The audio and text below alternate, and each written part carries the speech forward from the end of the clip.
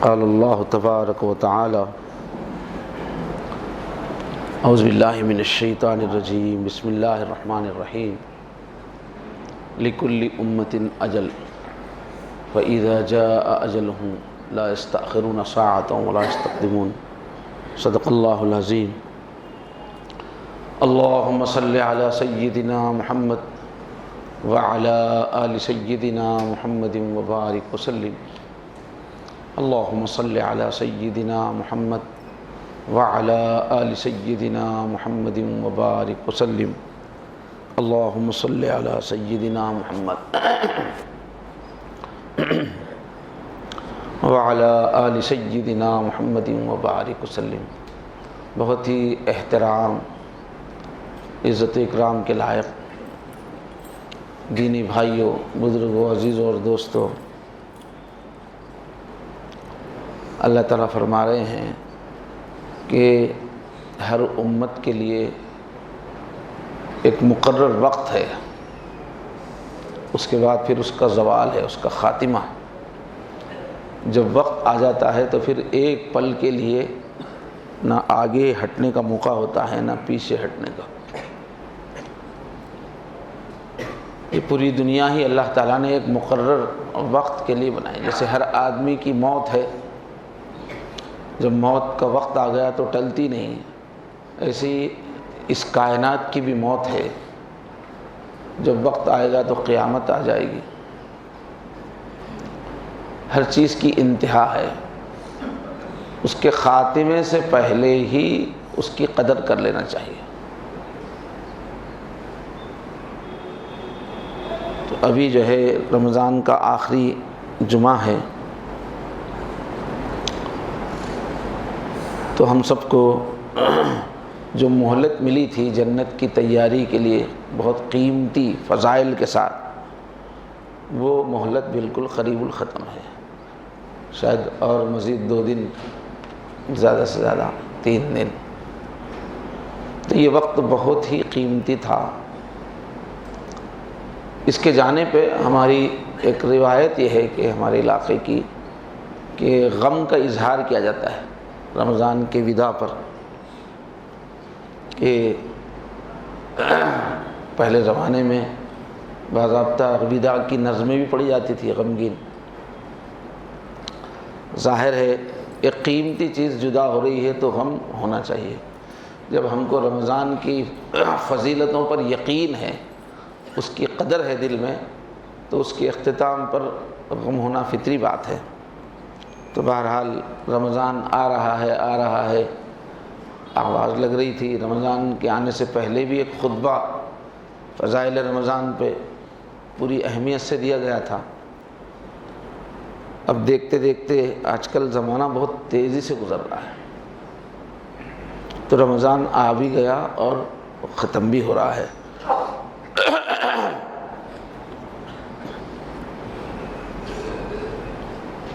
جو اس کے قدردان ہیں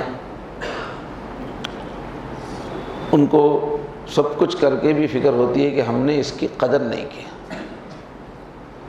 اور ہم لوگ تو اکثر غافل قسم کے لوگ ہیں، کمزور ہمت ارادے والے، دنیا میں آسانی سے پھنسنے والے۔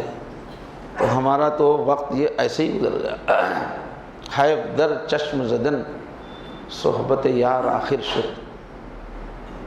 شاعر کہہ رہا ہے کہ افسوس پلک جھپکنے کی دیر ہی میں یار سے، محبوب سے جو صحبت تھی وہ ختم ہو گئی، جو ملاقات جاری تھی وہ پلک جھپکتے میں ختم ہو گئی۔ روئے دل سیر ندیدیم و بہار آخر شد۔ اور ہم چہرہ روئے گل، پھول کا چہرہ، ہم مسکراتا ہوا پھول، تازہ پھول، دل بھر کے دیکھ بھی نہیں سکے کہ بہار کا موسم ہی ختم ہو گیا۔ یہ کیفیت ہونی چاہیے۔ اظہار غم ایک فطری بات ہے، کیونکہ یہ ہماری زندگی کے سب سے سنہرے دن تھے۔ جیسا کہ عرض کیا گیا، ہزاروں شادیاں اگر ہو جائیں گھر میں تو وہ کم ہیں، اور رمضان کا ملنا اس سے بڑھ کر ہے۔ ایک ایسا مہینہ ہم کو ملا کہ ہر طرف ایک بہار، نیکیوں کی بہار، تراویح کا پرنور منظر، ساری مسجدیں مصلیوں سے بھری ہوئی اور دیر تک صفیں بنائے ہوئے اللہ کے حضور اللہ کے بندے کھڑے ہوئے ہیں، قرآن مجید کی لمبی تلاوت ہو رہی ہے، تو جیسے فرشتوں کی صفیں ہیں ایسا ہی ایک منظر زمین پہ دیکھنے کو مل رہا تھا، اور سب محو ہو کر اللہ کا کلام سن رہے تھے۔ تو اس کیفیت میں ہم سب اللہ سے بہت قریب تھے، کیونکہ جب قرآن مجید کی تلاوت کی جاتی ہے تو اللہ تعالیٰ بہت متوجہ ہو جاتے ہیں۔ اب خاص طور پہ اتنے ایمان والے ایک ساتھ کھڑے ہوئے ہیں اور پھر اللہ کا کلام سنا جا رہا ہے، تو اللہ کے قرب کے ہم کو لمحات ملے۔ وہ وقت ایسا تھا کہ اپنے دل کی ہم دعائیں کر سکتے تھے۔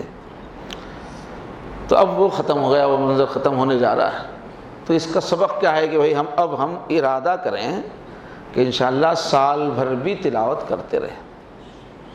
ایسا نہ ہو کہ رمضان میں تو کہیں 3 پارے سن رہے ہیں لوگ روزانہ، کہیں 5 پارے سن رہے ہیں لوگ، کہیں آرام سے ماشاءاللہ 1 پارہ سوا پارہ سن رہے ہیں، لیکن پھر رمضان کے جاتے ہی ایسا قرآن کو بھول گئے جیسے اس سے ہمارا کوئی رشتہ ہی نہیں۔ ایسا نہیں ہونا چاہیے۔ رمضان کی تراویح اس لیے ہے کہ سال بھر ہم قرآن سے جڑے رہیں۔ پھر یہ مہینہ ہم کو مغفرت کا مہینہ ملا تھا جو رخصت ہو رہا ہے۔ اللہ تعالیٰ نے ہماری معافی کے کتنے ہی بہانے ایک جگہ کر دیے، چھوٹی چھوٹی بات پر اللہ نے مغفرت کا اعلان کیا، یہ کرو تو معاف، وہ کرو تو معاف، اور آخری تو پورے 20 دن پورے معافی کے ہی، دوسرا دہا بھی مغفرت کا اور تیسرا دہا بھی جہنم سے چھٹکارے کا تھا، اتقم من النار۔ اتنا بڑا وقت ہم کو ملا ہوا تھا۔ اب تھوڑا سا باقی ہے، اپنی مغفرت کی فکر کرنا ہے۔ یہی وقت ہے کہ ہمارے سارے گناہ معاف ہو جائیں۔ اگر اور 2 دن بچے ہوئے ہیں، اگر ہم نے معافی نہیں کرا لی تو پھر حضور کی بد دعا، حضرت جبرائیل علیہ السلام کی بد دعا لگ جائے گی۔ دونوں نے مل کے بد دعا دی کہ جس کو رمضان کا مہینہ ملے اور وہ اپنی مغفرت نہ کرا سکے وہ ہلاک ہو جائے فرمایا۔ اس واسطے مغفرت کی فکر کرنا ہے۔ مغفرت کے لیے بھائی تڑپنا ہے اللہ کے سامنے، اپنے گناہ گار ہونے کا دل سے احساس ہونا۔ اس کے بعد جو توبہ کی جاتی ہے اسے توبہ کہتے ہیں۔ گناہ گار ہونے کا احساس ہی نہیں ہے تو کہاں کی توبہ؟ شرمندگی چاہیے، گناہ کو چھوڑنے کا ارادہ چاہیے۔ تو اب بھی تھوڑا وقت باقی ہے۔ رمضان کا سب سے اہم جو کام ہے وہ مغفرت حاصل کرنا ہے، جہنم سے نجات حاصل کرنا ہے۔ اور پھر یہ مہینہ جو تھا اللہ کی رحمت کا مہینہ تھا۔ اللہ نے پورے مہینے کو رحمت کا مہینہ قرار دیا۔ ہر وقت اللہ تعالیٰ پورے پیار سے متوجہ تھے، ایک ایک چھوٹے سے چھوٹے عمل پر ایمان والوں کے قدردانی فرما رہے تھے اللہ تعالیٰ پورے مہینے میں۔ پورے ملائے اعلیٰ کائنات کو چلانے والے فرشتوں کی پوری مجلس کے ساتھ اللہ ایک ایک مومن کے عمل کو دیکھ دیکھ کر فخر کر رہے تھے۔ کتنا قرب الہی کا موقع تھا۔ اور پھر اس مہینے میں ساری مخلوقات ہمارے لیے دعا کر رہی تھی، یا اللہ امت مسلمہ کے روزہ داروں کی مغفرت فرمائیے، مغفرت فرمائیے۔ پوری کائنات ہماری تائید میں۔ وہ وقت بھی اب ختم ہونے جا رہا ہے۔ یوں سمجھیے کہ زندگی کا سب سے قیمتی وقت ختم، اس سال بھر کا۔ اب آئندہ سال رمضان ملے تو پھر قسمت چمک سکتی ہے، اور اس رمضان کا پورے آنے والے رمضان تک اثر پڑے گا، نیکی میں، دنیاوی سہولتوں میں۔ پورے سال کو اللہ نے رمضان کے اندر سمیٹا ہوا ہے۔ رمضان اچھا گزرا تو سارا سال اچھا گزرتا ہے۔ بہرحال یہ قیمتی وقت گزر رہا ہے۔ اس میں ایک سبق کیا ہے کہ جیسے دیکھتے دیکھتے رمضان آیا اور چلا گیا، ایسے ہی یہ زندگی بھی دیکھتے دیکھتے ختم ہو جائے گی۔ ابھی تو ہم لوگ بے فکر بیٹھے ہوئے ہیں، کوئی سوچ رہا ہے ابھی تو میں جوان ہوں، کوئی سوچ رہا ہے ابھی تو میں صحت مند ہوں، معلوم نہیں، اور ماشاءاللہ موت کا خیال ہی نہیں آ رہا ہے۔ لیکن یہ ایسی گزر جائے گی زندگی، جب دنیا سے جا رہے ہوں گے تب ایسا لگے گا کہ ارے ایک صبح گزار کے آئے ہیں کیا، ایک شام کا وقت گزار کے آئے ہیں کیا۔ تو دوستو، مومن کو ہر وقت یہ سبق یاد رکھنا ہے کہ یہ زندگی بھی ایسے ہی ختم ہو جائے گی۔ جیسے یہ رمضان ایک بہت بڑی نعمت تھی کہ ایک نیکی کرو تو 70 نیکیاں مل رہی ہیں، رحمت ہی رحمت برس رہی ہے، رات دن ہم جنت بنانے میں لگے ہوئے ہیں، چھوٹے چھوٹے عمل سے زبردست ہمارا جنت میں مقام بن رہا ہے۔ تو یہ 30 دن کا جیسے رمضان گزر گیا یہ قیمتی تھا، ایسے ہی یہ زندگی بھی بہت قیمتی ہے۔ جب تک ہم اس دنیا میں ہیں، اس زمین و آسمان کے بیچ میں، تب تک ہی ہمارے ایک ایک عمل کی قیمت ہے۔ جنت ابھی بن سکتی ہے۔ ایک مرتبہ آدمی نے سبحان اللہ کہہ دیا تو پورا ایک باغ جنت میں لگ جائے گا، حضور نے فرمایا، ہیرے کے درختوں کا باغ لگ جائے گا ایک مرتبہ سبحان اللہ۔ ایک چھوٹے سے عمل پہ ہمیشہ کے چشمے بنیں گے، باغات بنیں گے، محلات بنیں گے۔ ہر سیکنڈ ہمارا یا تو جنت بنا رہا ہے یا دوزخ بنا رہا ہے۔ یہ چھوٹا سا 5 فٹ کا بدن بہت بڑی مشنری ہے۔ اس سے جو ایک ایک سیکنڈ جو عمل نکل رہا ہے، اسی سے اس دنیا سے 10 گنا بڑی جنت یا جہنم بننے والی ہے ہر ایک کی۔ تو یہ زندگی بہت قیمتی ہے۔ ہر پل ہمارا ایک ایک عمل زبردست نتائج۔ لمحوں نے خطائیں کی، پھر صدیوں کو بھگتنا پڑے گا۔ نیکی کا بھی وہی حال ہے، برائی کا بھی وہی حال ہے۔ تو یہ زندگی جو ہے یہ بھی ایک رمضان ہے۔ جسے رمضان میں جنت تعمیر ہوتی تھی، یہ زندگی بھی جنت تعمیر کرنے کے لیے۔ یہ زندگی اگر ختم ہو جائے گی، اس کے بعد ایک مرتبہ سبحان اللہ کہنے کی اجازت نہیں ہے، ایک عمل کی اجازت نہیں ہے۔ اور چاہے جتنا عمل کر لے، اگر کرنے کا موقع بھی ملا تو اس کا 1 پیسے کا فائدہ نہیں ہے۔ جیسے ہی موت کے آثار شروع ہو جاتے ہیں، آدمی دیکھ لیتا ہے کہ میری موت آ گئی، اب اس کے بعد وہ صدقہ کرے قبول نہیں، وہ توبہ کرے قبول نہیں۔ جیسے ہی آگے کی دنیا کے آثار شروع ہوتے ہی مہلت عمل ختم، زیرو، کسی عمل کی کوئی قیمت نہیں۔ اب جو ہے بہت ہی قیمتی وقت ہے۔ اس لیے اللہ تعالیٰ نے سورہ والعصر میں بڑی طاقتور انداز میں مومنوں کو ترغیب دی ہے کہ دیکھو وقت کی قدر کرو۔ تمہاری زندگی ایسی ہے جیسے عصر کا وقت ہے۔ عصر کا وقت ایسا ہوتا ہے کہ وہ دیکھتے دیکھتے گزر جاتا ہے۔ عربی میں وقت کے لیے، زمانے کے لیے مختلف الفاظ ہیں۔ جیسے ظہر بھی ایک نام ہے، زمانہ بھی ایک نام ہے، وقت بھی ایک نام ہے۔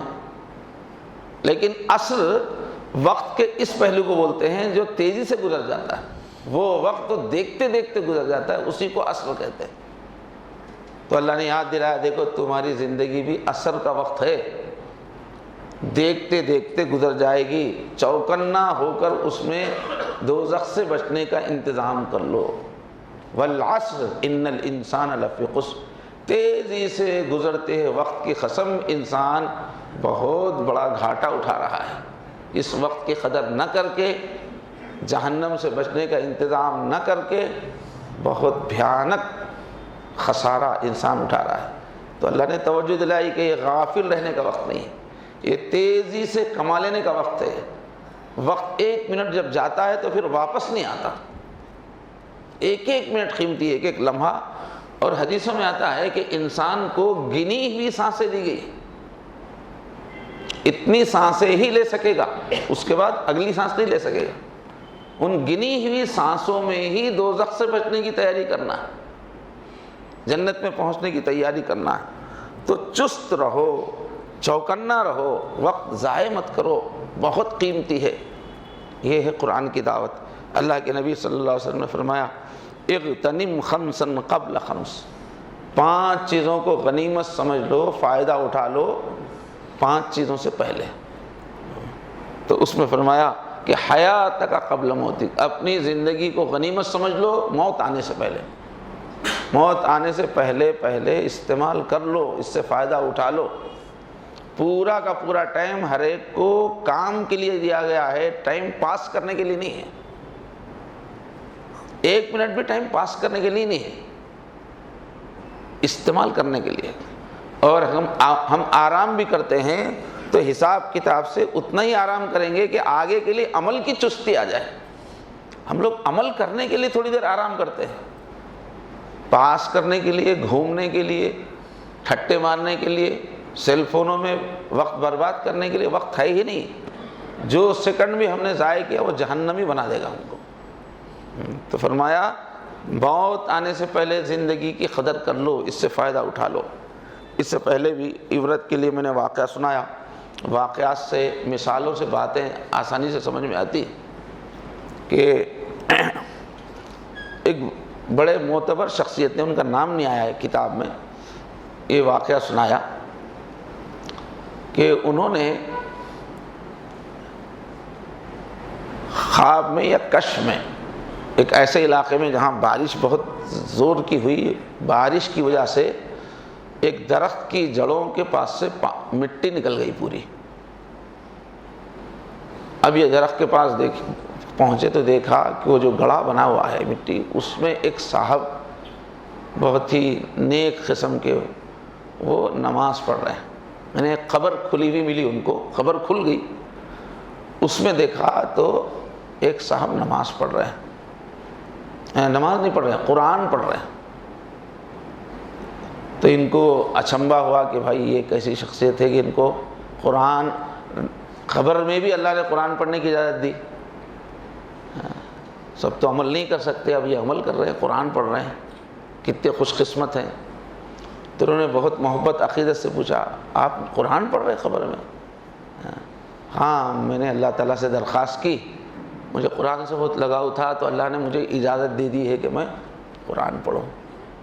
تو انہوں نے شوق میں پوچھا، اب وہاں اس دنیا کا وقت کا حساب الگ ہے، یہاں کا حساب کتاب الگ ہے، سسٹم الگ ہے۔ انہوں نے پوچھا کہ آپ نے اندازاً کتنے قرآن پڑھے ہوں گے قبر میں؟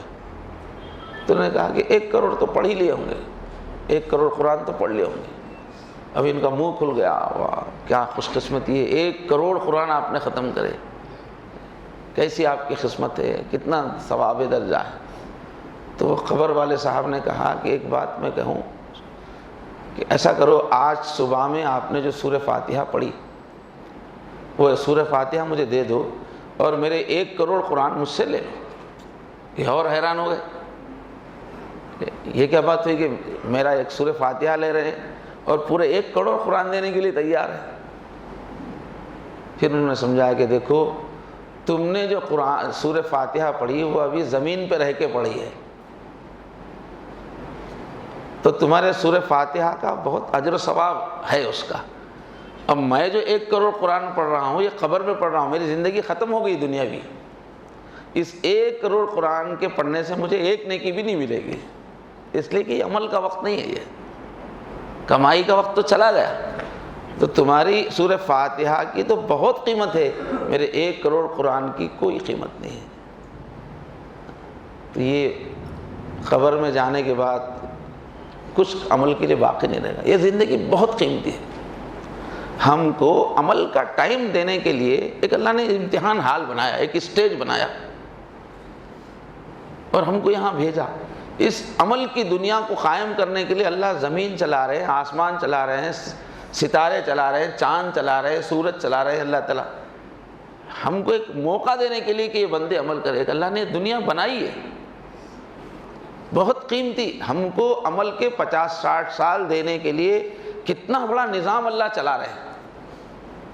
یہ پورا نظام چل رہا ہے بندوں کو عمل کا موقع دینے کے لیے۔ 29ویں پارے میں اللہ نے فرمایا خلق الموت والحیات لیبلوکم ایکم احسن عملا۔ یہ ساری دنیا جو اللہ چلا رہے ہیں، یہ لوگ پیدا ہوتے جا رہے ہیں، لوگ دنیا سے جا رہے ہیں، یہ پالنے کا سسٹم، یہ آنے کا سسٹم، یہ جانے کا سسٹم، یہ سارا نظام میں چلا رہا ہوں تمہارے اعمال دیکھنے کے لیے کہ کون کیسے اعمال لاتا ہے۔ تو یہ پورا کارخانہ عمل کا کارخانہ ہے، اور روزانہ جیسے ہر بڑے کارخانے سے اس کا جو پیداوار ہے باہر نکلتی رہتی ہے. جیسے کپڑے کا کارخانہ ہے تو لاریاں بھر بھر کے کپڑے نکلیں گے، لوہے کا کارخانہ ہے تو لاریاں بھر بھر کے لوہا نکلے گا. ایسے ہی یہ جو کارخانہ ہے زمین و آسمان کا، اس میں سے روزانہ جو پروڈکشن جاتا ہے وہ روزانہ اچھے برے اعمال جاتے ہیں. روزانہ آسمان سے فرشتے آتے ہیں صبح فجر کے وقت اور عصر کے وقت، اور یہاں کا پروڈکشن کیا لے کے جاتے ہیں؟ کس نے کیا عمل کیا. تو یہاں پر عمل کی قیمت ہے اس کارخانے میں، یہاں سے جانے کے بعد عمل کی کوئی قیمت نہیں ہے. تو ضرورت اس بات کی ہے میرے بھائی، یہ سب ایمان کی باتیں ہیں، دل کے کانوں سے سنیں، دل میں جگا دیں. ویسے آدمی اگر ٹھکرانے پہ آئے، لاؤبالی پن پہ آئے، غیر ذمہ داری پہ آئے، تو اچھی سے اچھی چیز کا رد کر سکتا ہے آدمی. بے فکر انسان کے لیے کوئی چیز سبق کا ذریعہ نہیں بنتی. جس کا دل مر گیا، جس کے اندر بہت زیادہ غفلت سما گئی، دل پہ زنگ آ گیا، کسی بات کا اثر نہیں ہوتا اس میں. لیکن حساس ایمان والے کے لیے ہر چیز میں عبرت ہے. یہ جو رمضان اللہ نے دیا تھا ہم کو، جنت کی تربیت کرنے والا مہینہ تھا. یعنی وہ صفات ہمارے اندر پیدا کرنا جس سے آدمی جنت میں رہنے کے لائق بنے. تو اب یہ مہینہ جا رہا ہے تو اس میں کیا کیا سبق اللہ نے پڑھایا ہے وہ یاد رکھے، ذرا تازہ کر لیں. ایک سبق یہ ہے کہ محبت الہی کو تازہ کیا گیا. حضور نے فرمایا رمضان میں لا الہ الا اللہ کثرت سے پڑھو. لا الہ الا اللہ اللہ کی محبت کو دل میں جگانے والا عمل ہے. اور روزہ جو تھا، روزہ بھی اللہ کی محبت کا ایک پہلو ہے اس میں. اس لیے اللہ نے فرمایا تھا کہ روزے دار تیرا افطار میرا دیدار ہے، فرمایا للصائم فرحتان. تو روزہ بھی اللہ کی محبت کی ایک مشق ہے کہ یا اللہ ہم کو آپ چاہیے. اس کے لیے بھوکا رہنا پڑے، پیاسا رہنا پڑے، مجھے کھانے سے مطلب نہیں، پانی سے مطلب نہیں، مجھے آپ سے مطلب ہے. اس لیے اللہ تعالیٰ کہتے ہیں کہ مجھ سے مطلب ہے نا، تو ایک افطاری دنیا میں کر لو، ایک افطاری میرا دیدار ہے، میں ملوں گا. تو وہ محبت کی عبادت تھی. اس میں اعتکاف بھی اللہ نے رکھا. اعتکاف بھی اللہ کی محبت کی. ساری دنیا کو چھوڑ کے آدمی بیٹھ گیا اللہ کے گھر میں، اللہ ہی گویا اس کو چاہیے. تو مشق یہ ساری عبادتیں، اور رات کی تراویح بھی کھڑے ہیں اللہ محبوب کا کلام سنتے ہوئے، یہ ساری عبادتیں اس لیے ہے کہ ہمارے اندر محبت الہی کی کیفیت مضبوط ہو. فرمایا والذین آمنوا اشد حبا للہ، جو بندے سچے ایمان والے ہوتے ہیں اللہ سے شدید محبت رکھتے ہیں. تو ایک مشق، ایک سبق کیا تھا کہ ہم محبت الہی کے ساتھ جینے والے بنے. تو بار بار اللہ کی نعمتیں سوچتے رہنے سے محبت بڑھے گی.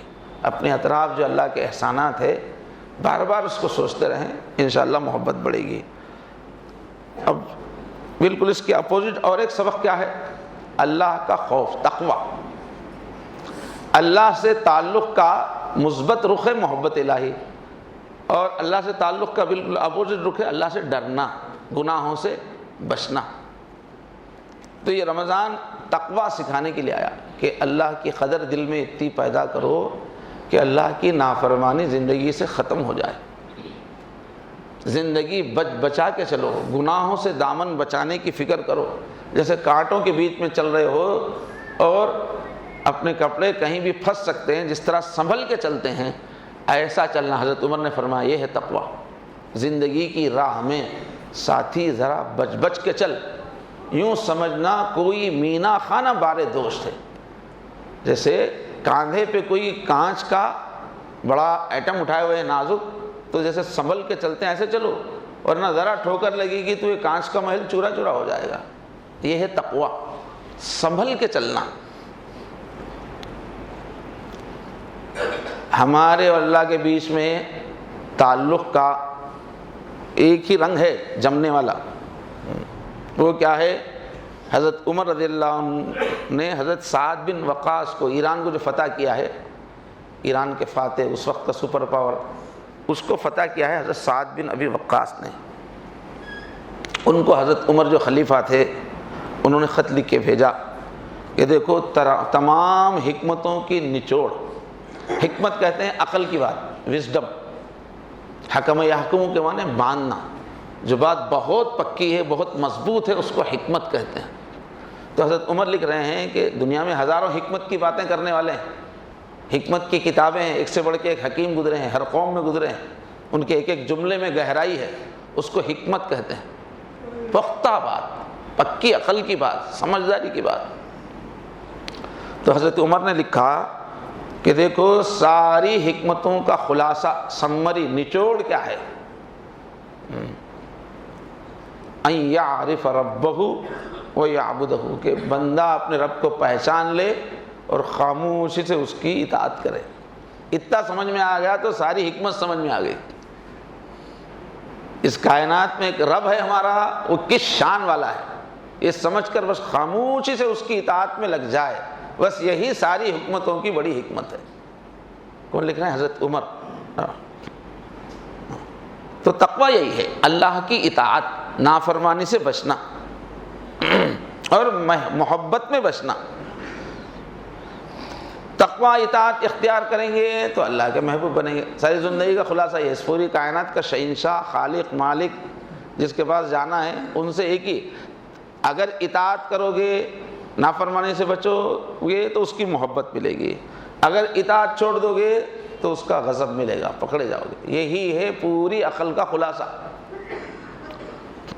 اور قرآن مجید میں اللہ نے فرمایا اگر تم ایسا کرو، اللہ کے احکام کا لحاظ رکھو، تقوی اختیار کرو، لفتحنا علیہم برکات من السماء والارض، تو آسمانوں سے برکتوں کی ہم بارش کریں گے، زمین سے تمہارے پاؤں کے نیچے سے برکتوں کے چشمے ابلیں گے۔ ہمارے ذہن میں فوراً کیا آتا ہے؟ اگر ہم تقوی اختیار کریں گے، اللہ کی فرما برداری اختیاری کریں گے تو زندگی تنگ ہو جائے گی، انجوائے نہیں کر سکیں گے، دنیا میں ترقی نہیں کر سکیں گے، تعلیم میں ترقی نہیں کر سکیں گے، آگے نہیں بڑھ سکیں گے، زندگی تنگی کی ہو جائے گی، غربت کی ہو جائے گی، ایسا سمجھتے ہیں۔ اللہ کرے نہیں، میری اطاعت کرو، آسمانوں سے رزق برسے گا، زمین سے ابلے گا۔ تقوی میں اللہ تعالیٰ نے دنیا آخرت کی کامیابی رکھی ہے۔ غلط ہے، شیطان کنفیوز کرتا ہے، بھٹکاتا ہے کہ نہیں دین پہ مکمل چلو گے تو بہت تنگی ہو جائے گی۔ نہیں، تنگی نہیں ہو جائے گی، بہت فراخی ہو جائے گی۔ تو رمضان کا پہلا سبق تھا محبت الہی بڑھاؤ، دوسرا سبق تھا اطاعت سیکھو، گناہوں سے بچنے کی عادت ڈالو۔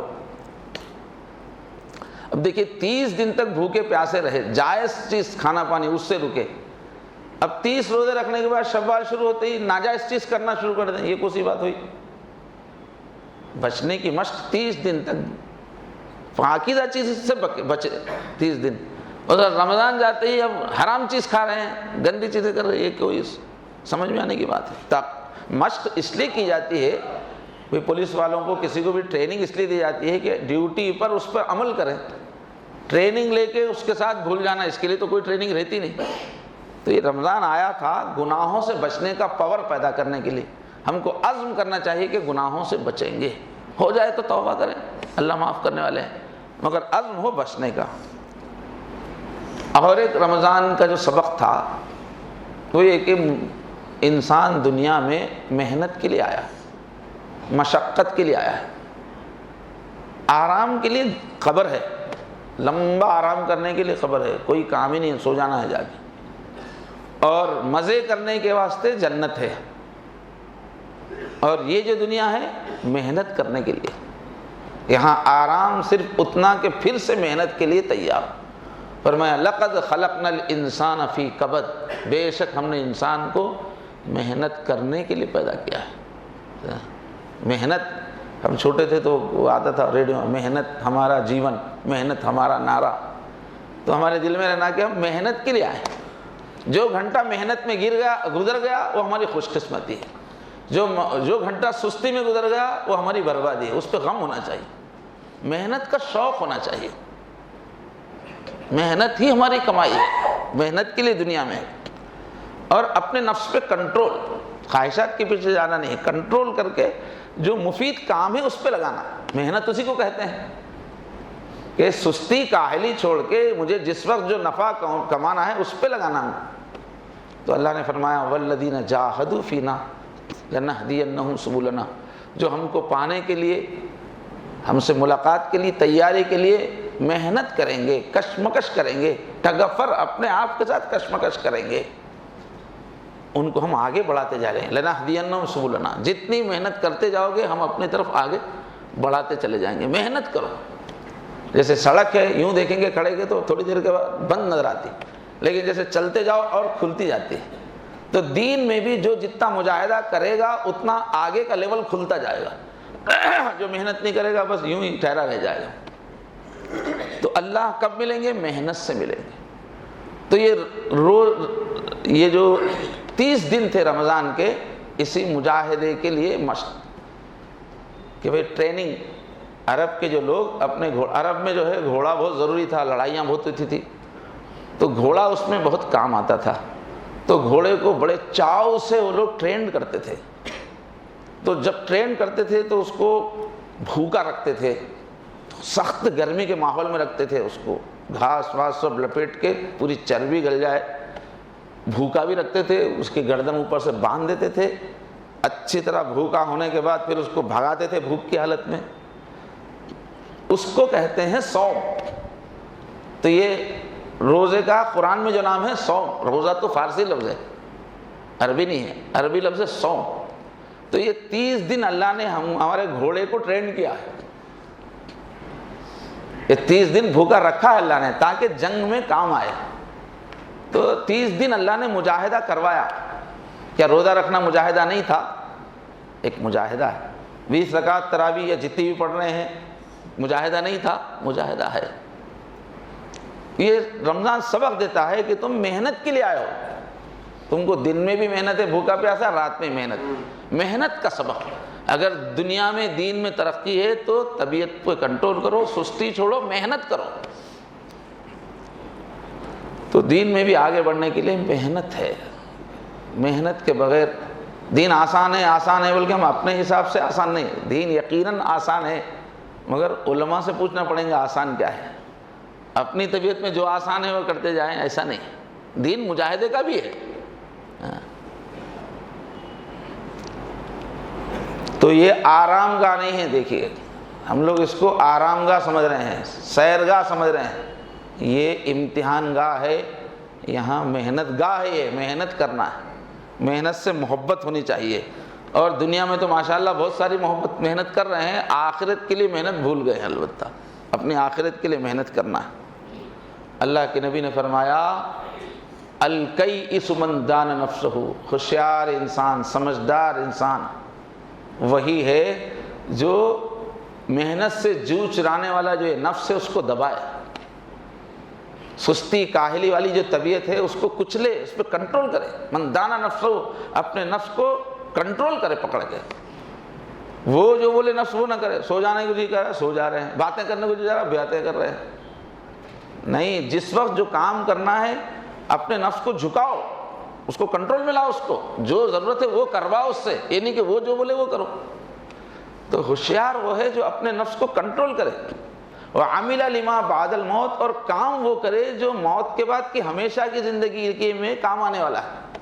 اس لیے کہ وہ تو اصلی زندگی ہے. اس کام میں اپنے آپ کو لگا جو ہمیشہ کی زندگی میں کام آنے والا ہے.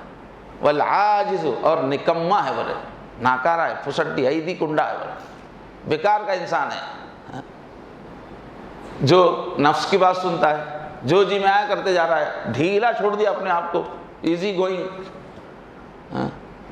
اور جب کوئی سمجھائے تو بولتا ہے کہ او تمنا، کام کچھ کرتا نہیں. والعاجز من اتبع نفسه هواها، جو اپنے آپ کو خواہشات کے پیچھے ڈھیلا چھوڑ دے. وتمنا علی اللہ الامانی، اور اللہ سے بڑی بڑی امیدیں کرے کہ اللہ انشاءاللہ معاف کر دیں گے. سستی کر رہے ہیں، نمازیں جا رہی ہے، حقوق ادا نہیں ہو رہے ہیں، ہر کام اللہ کے غضب کا ہے، اور دل میں کیا ہے؟ اللہ بہت بڑے ہے، اللہ بہت معاف کرنے والے ہیں.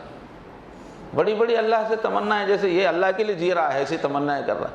کیا اللہ سے تم نے معاہدہ لکھا لیا ہے کہ تم کو معافی کرنا ہے؟ اللہ غفور، معاف کرنے والے ضرور ہیں لیکن سزا دینے والے بھی ہیں. یہ جو تم معاف کرنے والے کو لے کے بیٹھے ہو، کچھ لکھوا لیے ہو کیا پابند ہے کہ اللہ تم کو معاف کرنے کے؟ کس بل پہ سمجھ رہے ہو کہ عمل ایک ہے امید ایک ہے؟ حضور فرما رہے ہیں وہ تمنا علی اللہ الامانی، کام کرتا نہیں، اللہ سے بڑی امیدیں رکھتا ہے. تو میرے بھائیو، یہ جو دنیا ہے دینی محنت کے لیے بھی ہے، آخرت کی میں محنت، دین میں محنت. محنت والے بننا ہے ہم کو. اور اعتکاف رکھا گیا، اس میں سبق ہے کہ اپنے اندر ڈیپتھ پیدا کرنا ہے، اپنی روح کو چمکانا ہے، تو زندگی میں ہر وقت بزی بزی بزی مت رہو، تنہائی میں کچھ وقت گزارو۔ یہ رمضان میں 10 دن کا اعتکاف تھا، 24 گھنٹے میں روزانہ تہجد میں تھوڑا وقت تنہائی میں گزارنا چاہیے آدمی کو۔ حضور نے فرمایا شیء من الدلجہ، زندگی کی حقیقت سمجھنا ہے، اپنے اندر ذرا عقل پیدا کرنا ہے، گہرائی پیدا کرنا ہے، تو تھوڑا وقت اکیلے تنہائی میں عبادت کرو، اللہ سے لو لگاؤ، تب تمہارے اندر گہرائی آئے گی۔ جب دیکھو بزی بزی بزی بزی اتھلا ہو جاتا ہے آدمی، اوپری سوچ ہو جاتی ہے۔ تو 10 دن اعتکاف رکھ کے ہم کو سمجھایا گیا کہ زندگی میں تنہائی بھی ضروری ہے۔ آج کا انسان بہت زیادہ اطراف میں کھو گیا ہے، خاموشی تنہائی آدمی میں گہرائی پیدا کرتی ہے۔ اور آج کل تو سیل فون ایسا آ گیا ہے کہ اکیلے میں بیٹھا ہوا ہے تو وہ اطراف سے کٹ کے وہ دنیا میں کھو جاتا ہے، پوری دنیا کر لو دنیا مٹھی میں، بولے ایسا یہ دنیا کی مٹھی میں ہو جاتا ہے۔ تو سیل فون کی وجہ سے تنہائی ختم ہو رہی ہے۔ جب تک اکیلا آدمی بیٹھ کے اپنی حقیقت کے بارے میں غور نہیں کرے گا، جب تک گہرائی نہیں پیدا ہوتی۔ یہ رمضان میں سبق دیا، اور رمضان بھر جو تراویح پڑھائی گئی وہ تہجد پڑھنے کا سبق ہے۔ حضور، بعض لوگ تو یہ سمجھتے ہیں کہ حضور سال بھر جو تراویح پڑھتے تھے وہی رمضان میں، سال بھر جو تہجد پڑھتے تھے وہی رمضان میں تراویح بن گئی۔ ویسا نہیں بھی ہے تو تراویح یہ سبق دیتی ہے کہ رات میں کچھ وقت عبادت کرنا چاہیے مسلمان کو۔ حضور نے فرمایا ہوا دعو الصالحین قبلکم، تم سے پہلے کبھی بھی کوئی نیک آدمی گزرے ہے تو سب تہجد والے تھے۔ حضور نے سمجھایا بہت فائدے ہیں اس کے۔ اور ایک سبق کیا ہے رمضان میں، جنت کا شوق ہمیشہ رہے، بار بار اللہ جنت چاہیے جنت چاہیے، دوزخ سے بچنے کا خوف رہے۔ یہ رمضان بھر ہم نے یہی دعا کی ہے، اور سال بھر یہی کیفیت رہنی چاہیے، میں جنت میں پہنچوں، میں جنت میں پہنچوں۔ ہم لوگوں کو آج کل جنت یاد ہی نہیں ہے، دنیا ہی ایسی حسین ہو گئی، اس میں ہی ایسا ہوش اڑے ہوئے ہیں کہ اسی کو جنت سمجھ رہے ہیں، اور یہیں جنت بلانے کی پلاننگ ہے ہر ایک کی۔ بھئی میری مرضی کا گھر ہو، مرضی کی بیوی ہو، مرضی کی سب چیز ہو، یہی تو جنت ہے۔ تو مرضی کی چیز تو وہاں ملنے والی ہے، لٹک جاؤ بھی تو جنت کی کیفیت یہاں۔ ہمارا جو نیچر ہے وہ بہت اعلیٰ ہے، ہمارے دل کو سکون جو ملے گا وہ جنت ہی میں ملے گا، وہ جنت یہاں کوئی نہیں بنا سکتا۔ تو اس جنت کی طلب پیدا کرنے کے لیے رمضان ہے۔ سال بھر ہم دعائیں بار بار کریں، اللہ جنت دیجیے، اللہ دوزخ سے بچائیے۔ یہ بہرحال اتنا ایک بہترین تربیت کا، رحمت کا ایک زمانہ گزر رہا ہے۔ اب جو 1-2 دن بچے ہوئے ہیں، اب ایک اضطراب کی کیفیت ہونی چاہیے۔ کسی کا محبوب بچہ اب شام میں جا رہا ہے تو ماں کی کیا کیفیت رہتی ہے؟ جس رمضان میں ہماری جنت چھپی ہوئی ہے، ہماری نجات چھپی، وہ رمضان جا رہا ہے، وہ قیمتی لمحہ۔ اب باقی دنوں میں ہمارے اندر ایک اضطراب کی کیفیت، دعاؤں میں، عبادتوں میں ایک الہا، ایک اصرار کی کیفیت۔ آخری وقت میں بچا لو بولتا ہے، دیکھیں آدمی کا آخری پھانسی لگنے والی ہے، اب آخری وقت ہے جہنم، تو ایک عجیب اصرار کی، اور پھر اللہ سے محبت کے اظہار کی ضرورت ہے۔ اس لیے کہ حضور نے فرمایا انما الاعمال بالخواتیم، آخری وقت آپ کیسا گزارے، آخری میں کیا کیے، اس کا خیال، اس کا لحاظ ہوتا ہے۔ زندگی میں بہت بڑے بڑے کارنامے کرے مگر موت کے وقت کفر کا کلمہ بول دیے تو کوئی فائدہ نہیں۔ سمجھے، بچوں کو بہت پیار سے پالے، بڑے ہونے کے بعد جو ہے اٹھا کے قتل کر دیے تو فائدہ نہیں، دل توڑ دیے تو فائدہ نہیں۔ آخر تک سنبھلنا ہے، آخر کی چیز کی اہمیت ہوتی ہے۔ تو رمضان کے آخری وقتوں کو ہم کیسا گزار رہے ہیں، کم سے کم آخر میں ہم تھوڑا تڑپ کے دکھا دیں تاکہ اللہ کو پیار آ جائے۔ اب 1-2 دن کے بعد شیطان پوری قوت سے چھوٹنے والا ہے، اب غم ہونا، فکر ہونا، اللہ ہم کو شیطان سے بچائیے۔ اور ہمارے نبی کی سنت کیا ہے، جب بھی کوئی نیک عمل ختم ہوتا تھا تو حضور اس کے فوراً بعد معافی مانگتے تھے۔ یہ نہیں کہ اطرار ہے میں نے یہ کیا، میں نے ایسی نماز پڑھی، میں نے، عمل ختم ہوتے یا اللہ جیسا ہونا تھا ویسا نہیں کر سکا۔ حضور اتنی اچھی نماز پڑھتے تھے لیکن نماز پڑھتے ہی کہتے تھے میری نماز اللہ اس سے بہت بڑے ہیں، اللہ کے قابل نہیں، اور پھر 3 مرتبہ کہتے اللہ اکبر، پہلے بولتے تھے کہ میری نماز سے بڑے ہیں اللہ، حق ادا نہیں ہوا، اور پھر 3 بار کہتے تھے استغفر اللہ استغفر اللہ اپنے نماز پہ توبہ کرتے تھے، یا اللہ جیسی نماز چاہیے ویسی نہیں ہوئی. ہمارے نبی کو پوری زندگی سب کچھ خاندان لٹایا، سب کچھ لٹایا، پھر بھی جب کام پورا ہو گیا آپ کا تو آیت نازل ہوئی کہ فسبح بحمد ربک واستغفر. پورا مشن پورا ہو گیا، اب دنیا سے جانا ہے تو اللہ نے کیا فرمایا؟ اب تسبیح کرو، رات دن اللہ سے معافی مانگو.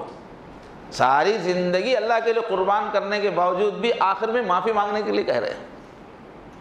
تو رمضان جیسا بھی گزرا، اب آخری دنوں میں استغفار، یا اللہ. احساس ہونا چاہیے کہ ہم اس کی قدر نہیں کر سکے، کمی ہو گئی ہم سے، کوتاہی ہو گئی، اس کا اعتراف دعاؤں میں ہونا چاہیے.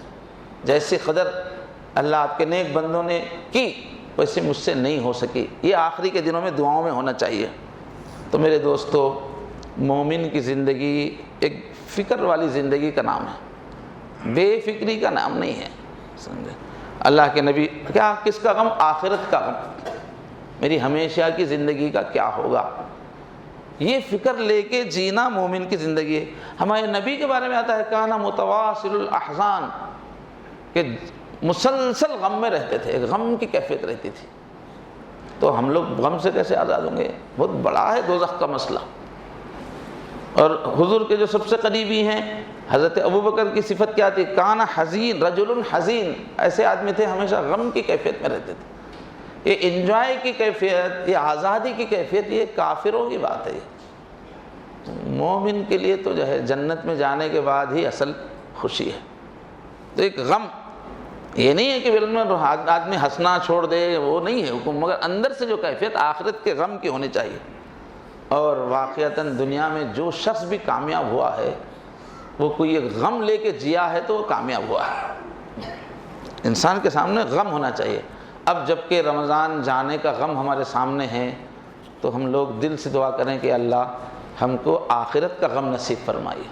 ہاں، اللہ تبارک و تعالیٰ ان آخری لمحات میں ہم پر رحم فرمائے، ہمارے ٹوٹے پھوٹے اعمال کو قبول فرمائے، اور محض اپنی شان رحیمی سے اللہ ہماری دنیا بھی کامیاب فرمائے، آخرت بھی کامیاب فرمائے. السلام علیکم. کر لیتے ہیں.